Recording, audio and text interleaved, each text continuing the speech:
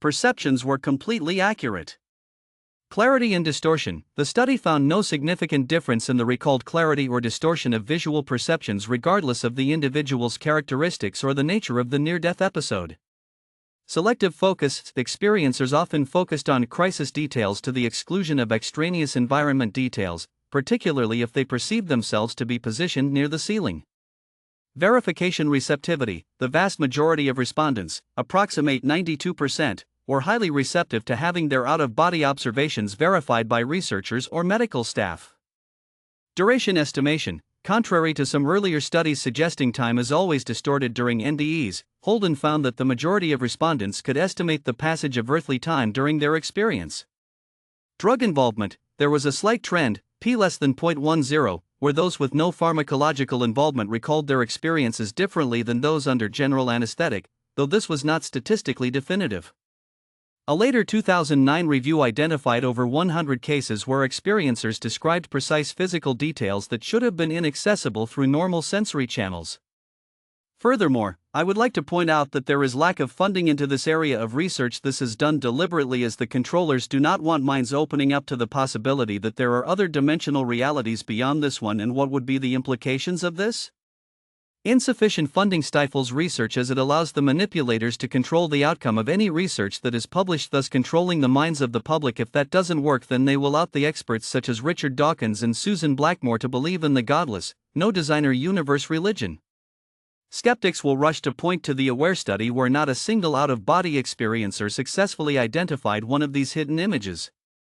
Therefore, we should dismiss all OBEs, NDEs, and all other paranormal phenomena. What they won't tell you is all the other findings that were discovered during the study that indicated consciousness can survive independently from the brain. These were lucid experiences. A subset of cardiac arrest survivors report vivid, structured experiences, e.g., life review, detachment from body, peace, while technically dead, cardiac arrest. Brain activity. AWARE 2 found that even with flat EEG readings, some patients showed spikes of brain activity, alpha, delta, theta, gamma waves, during CPR, hinting at cognitive function while the heart is stopped. Consciousness versus hallucination. Researchers suggest these experiences are not typical hallucinations or dreams but likely a unique, conscious state. Prevalence. In the original 2014 study, AWARE, 9% of survivors had NDEs, near-death experiences, and 2% reported full awareness, including hearing/seeing, that was partially verified. The death process. Parnia's work suggests that as the brain loses oxygen and inhibits its normal functions, a disinhibition occurs, possibly allowing for a broader, intense consciousness.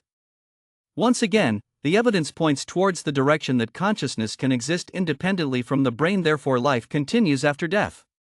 At the last section of the article I will be talking about deathbed visitations and terminal lucidity. I could include other phenomena such as shared death experiences, etc. However, this article already is too long, so I will talk about such phenomena in future articles. What are deathbed visitations? Where dying individuals see, hear, or interact with deceased loved ones, angels, or religious figures, often occurring weeks to moments before death. I know what the skeptics will say, that these experiences are a creation of a dying, confused brain. They are not real. I included DBVs as further evidence of strange happenings occurring just before death, what some researchers call the liminal field/spaces that allow such paranormal experiences to occur as other worlds connect with this world, transmitting and receiving information. Before you dismiss DBVs, I would like to point out, unlike hallucinations, the dying person often appears fully aware of their surroundings and engages in rational conversation about the experience. Make of it what you will. Terminal lucidity. Unexpected, temporary return of mental clarity, memory, and cognitive function in patients suffering from severe, permanent neurological decline, e.g., dementia, Alzheimer's, or, for example, comas, occurring shortly before death. What do the skeptics say about terminal lucidity? 1. Criticism of data quality. Skeptics point out that nearly all evidence for terminal lucidity is anecdotal and highly prone to human error. Observer bias. Grieving loved ones may be extraordinarily gullible about a patient's cognitive abilities, overinterpreting a simple smile, AF.